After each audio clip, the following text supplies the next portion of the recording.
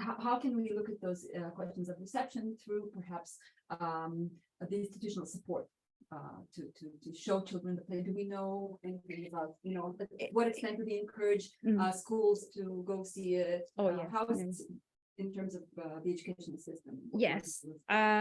So the Nana, well, of course, in general, if we look at this decade in general that I just mentioned, 2010 to 2020, there were a lot of things going on, trying to, showcase Alexander as a Greek hero against the political agenda of the other country, of the Northern Republic of Macedonia. So of course there were many things going on, and Nana chose Nikos Kazantzakis Alexander because it was the anniversary of Kazantzakis' death. So I think that she just said, okay, let's do something about Alexander since there is a big interest in this. What about Kazantzakis? Another big interest. I think that's why she chose this play. To stage this play. And of course, there were also difficult years because of the economic crisis. Like in 2018, it was the first time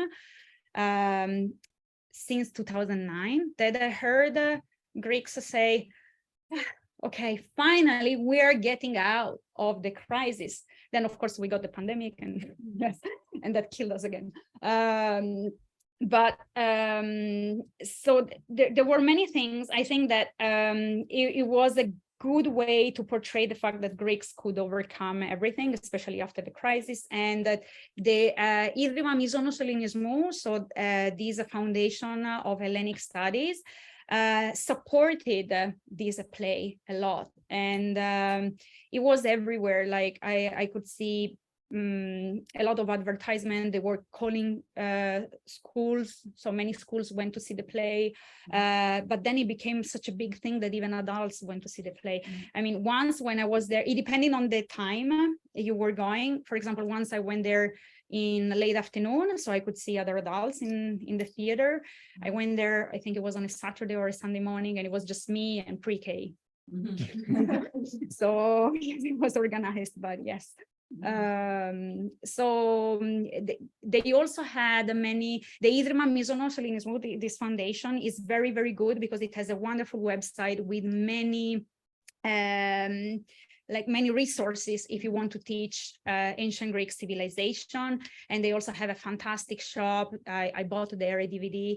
There are two kids, they're not Alka and Stefanos, two other kids searching for Alexander. So like you can play that game, and there are many many gifts. Yes, I'm just bad with video games, so I could never finish. I'm very envious of I wish they had good versions of that. They used to have, not anymore. Yes. Please. Yeah, thank you. I was just thinking, we had a very similar phenomenon in the States. The play Hamilton, which came out, I think, in 2015, was immensely popular. A lot of money was spent subsidizing sending children to the play. And it's essentially a propagandistic play about Alexander Hamilton, who is portrayed as an immigrant making good in the U.S. and he was born in the British Caribbean. But of course, he was white, he's not. And just a very similar kind of grotesque malformation of the historical record. But I wanted to ask you, I don't know if you know the answer to this off the top of your head, but do you have any sense of the reception of Alexander or of the Alexander romance in the early modern period, prior to the appearance of all these plays in the early 19th century, and I assume other things as well? Is this something that comes out of the Greek independence movement, of renewed interest in Alexander, or is even it before? Even before,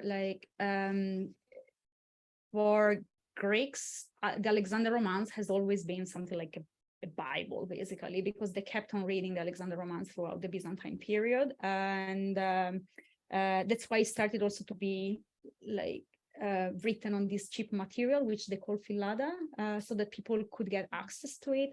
And it seems like even when they were under the Ottomans, they kept on reading this book because it helped them stay rooted to their Greek cultural background.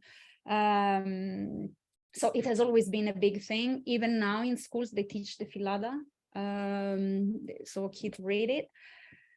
The problem is that sometimes they think that whatever they read in the Philada is historical, so it happened. And I have noticed that they are not really told in school what is historical and what is not.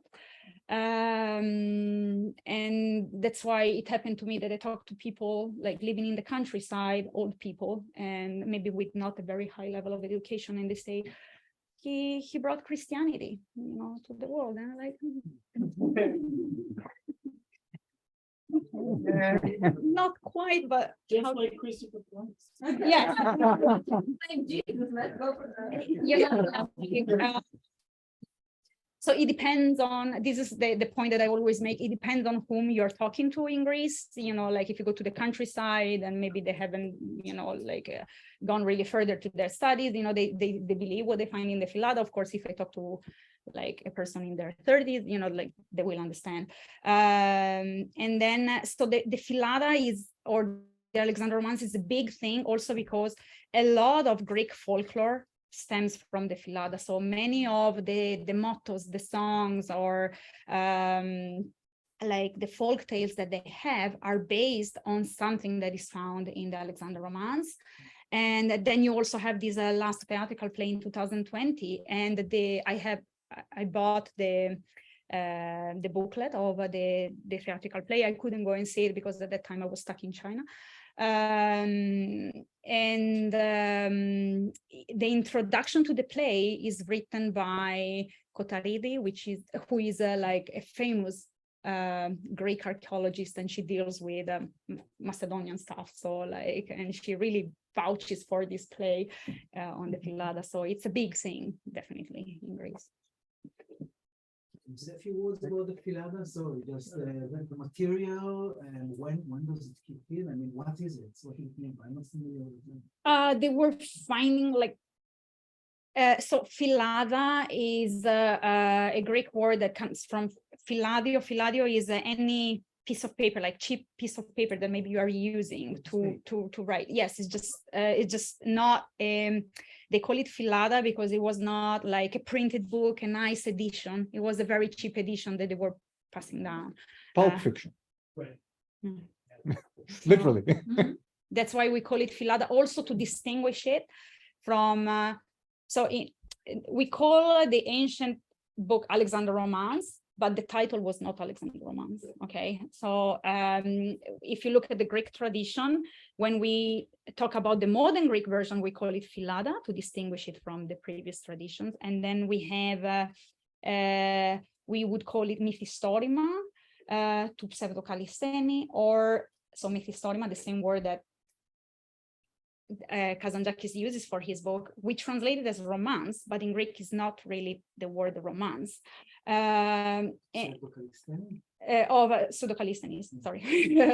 And then the tradition of Pseudo-Kallisthenes Alexander Romance in Greece is known with the title Vios και Praxis to Megalexon. So it's like life and deeds of Alexander the Great. Okay, whereas abroad we call it the Alexander Romance. Yes.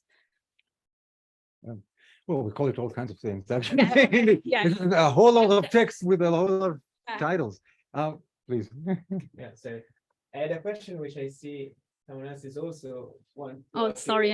But so basically, I noticed that there were a couple of clusters. So one that appears to be around the 2010s, and then there was another cluster of interest in, let's say, dramatization of Alexander stories around the 50s. So I was wondering if you could say a couple of words about that period. And another thing, a little bit along the lines of Bill's question at the beginning. So it appears to me to be there another form, let's say, of I wouldn't say hypocrisy, but whatever, in the sense that there appears to be a certain emphasis on the, let's say, on freedom as a sort of, is ever, let's say, critically evaluated this fact that, I mean, how do you he was conquering with. He's not just conquering, but I mean, it's a very different model than, for instance, the Athenian democracy. It's still an autocratic rule. Is there some, let's say, reflection on this line? Is there a perception of of contradiction there? And yeah, and the last remark, and the first thing when I go home today is going to be checking out the rock opera.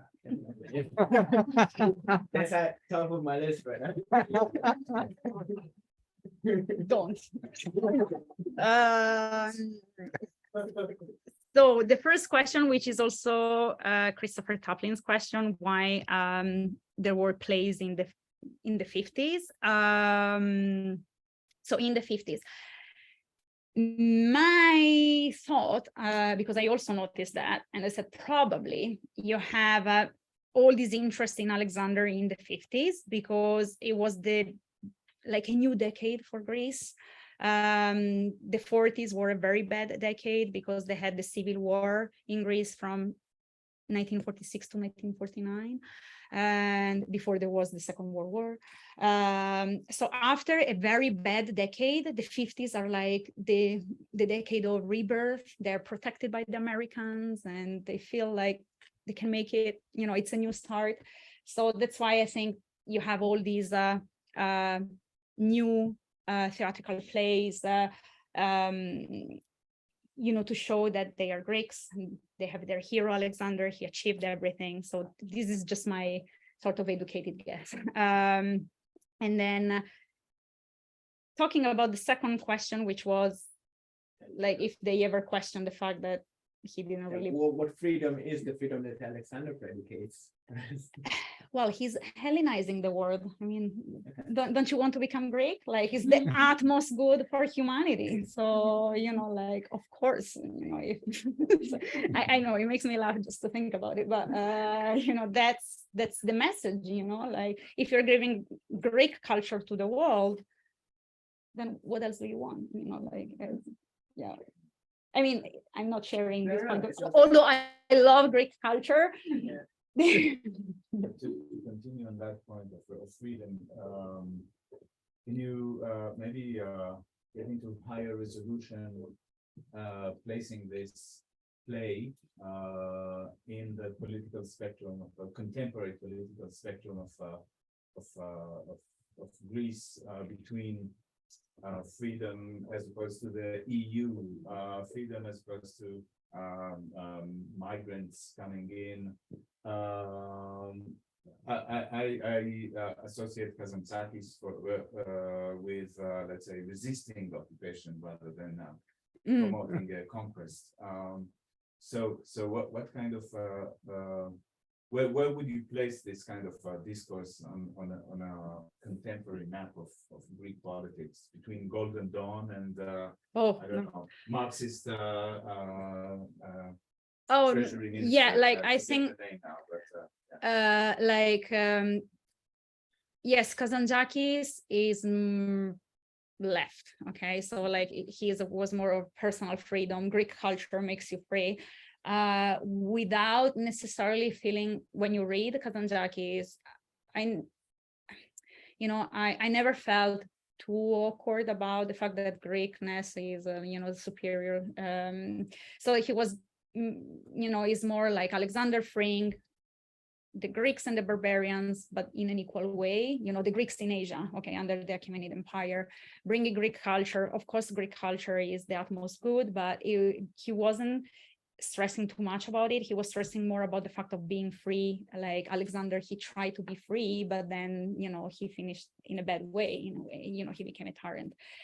In Nana's Alexander, that is the thing that I found a little bit hard to digest, because she pushes it too far. Is more like right-wing sort of agenda. I mean, I'm not saying that it was Golden Dawn kind of thing, but some bits were very, very close to that type of, or could be misconstrued in that way very, very easily, especially from a young audience. That's why I felt awkward several times during the play, because I said, you should be more careful to say this type of things to kids. So yes, I don't know Nana personally, but the way I saw the play probably is more toward that type of which is a shame. Also because we know that now Golden Dawn does not exist anymore in Greece. I don't know if you know that there was a big trial. Yes, so yes, yes. So it's a difficult topic. Yes. You mentioned the issue about Alexander's sexuality, and this made me think things to 2006 when I was in Greece for a cultural exchange between my high school and high school. And one of the first things that the Greek guys asked us was about our thoughts on Hollywood adaptation of Alexander. There was this guy that told me, they played Alexander like a gay. He was not gay, And so, sorry, that's the typical Greek reaction. Yes.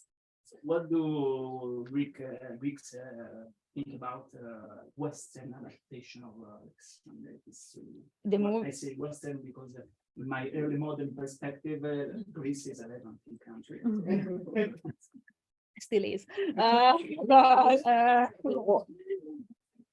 It never was Levantine. Well, they say they claim to be the cradle of the Western civilization. Actually. So yes, yes, they don't like that movie, and of course, and one thing that I was saying also to some of my students in Liverpool, like recently, is that the cast, was banned from Greece.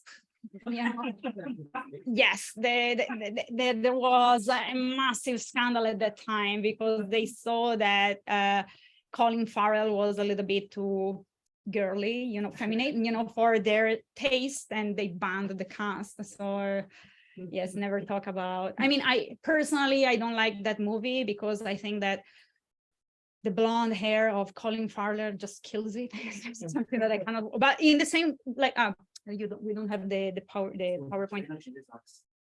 Yeah. But I mean, even Nana Nikolaou puts a wig on her, Alexander, and the wig was so cheap from far away. You could see that it was like a bad wig. I mean, I could see it, and I'm partially sighted. I mean, it was really bad. And the same with Colin Farrell. So I didn't like the movie, but the Greeks got mad because they touched the sexuality of Alexander. So they have this idea of, that's why I think Nana Nikolaou's maybe play, became so popular, because she just like displays of this machismo of Alexander. But like time change, and it was a huge issue, not just in Greece, but for Hollywood and profitability. I happened to be in Princeton when Sean Stone, the son of, was just majoring in the classics department, telling all of us that he made his father do the film. And then they brought Robin Lane Fox, who was the official advisor from Oxford. Yes. For the conference. He was, advocating the film all over, saying how loyal to Plutarch or to history it was. And sexuality was a huge issue there. We actually had conferences on the film in Princeton, not because of the Greeks, because of evangelists and would it sell if there is homosexuality in it. And in the end, Oliver Stone made all the wrong choices because he managed to anger both the Greeks and, of course, the LGBT community, because it wasn't enough. It wasn't enough. To them, it was far from. Well, personally, in the movie, I think that Colin, it's a little bit like, it's hysterical, he's like, like always mourning, and he's such a big mourner. He's not, doesn't please anyone in that way. Yes, I can see why. Isn't he? I don't know. You should definitely join me. Oh yes, I met him, but Robin Lane Fox is in love with that movie. And Robin Lane Fox, the last I've met him, which was a few years ago, he was still talking about Angelina Jolie. So it was a great moment in his life. I think I can relate to that. But I met him at the end of January this year, and he was saying, "Oh, Angie." we're being recorded. Let me just remind us all that we are being recorded. So let me, I wanted to, I had an observation while you were answering questions about, the role of being Greek, what it means to be Greek for Kazantzakis, for Nana, and the emphasis that they put on Greekness. And they said, well, we're bringing Hellenism. What else do you want? It was like the most succinct way to just put it. But thinking about the history of the Alexander romance, it used to be the most, for more than a millennium, it was the most popular book in the world, or at least in the West, but in the world, really, most translated, most disseminated in all languages. That changed with print. Like when print came, the Bible took over, and Alexander romance declined in popularity immensely, except in Greece, where it has been read continuously and reworked, and they're still working on it, as you've just shown us today. It's still like very much alive, very vibrant. Doesn't that prove that Alexander was Greek, or that maybe that, being Greek is talking about one of the ways of being Greek, because it fits itself. I don't think of any other modern culture which has been so engaged with Alexanders as Greeks. Yes, yeah, I think that it's how do you call it, like symbiotic thing, Greeks need their Alexander to prove their Greekness, and also Alexander need the Greeks to prove that he's Greek, in a way, it's like, I give it to them, like, okay, it's your hero because no one made so much out of him. So yes, and also because, also in my opinion, to be honest, like when I research ancient stuff, I think that definitely by the time of, also Philip II, the Macedonian king was very Hellenized. We have inscriptions written in Greek. So from a cultural point of view, they were Greek. They were Hellenized. Then if we talk about the DNA, which is a discussion I don't want to start, but many Greek scholars do that, like genetically they were Greek. I don't think, we cannot prove it because we don't have Alexander's DNA. We don't have the corpse. But culturally, definitely he was Greek. In that way, I'm Greek too. Yes. So yes. Yes. Is there anyone online who's still with a question? I don't think so. So, thank you, Gwen, very much. And, do I declare the next meeting, or we'll just send a message around? Speaking as part of the history chair, we have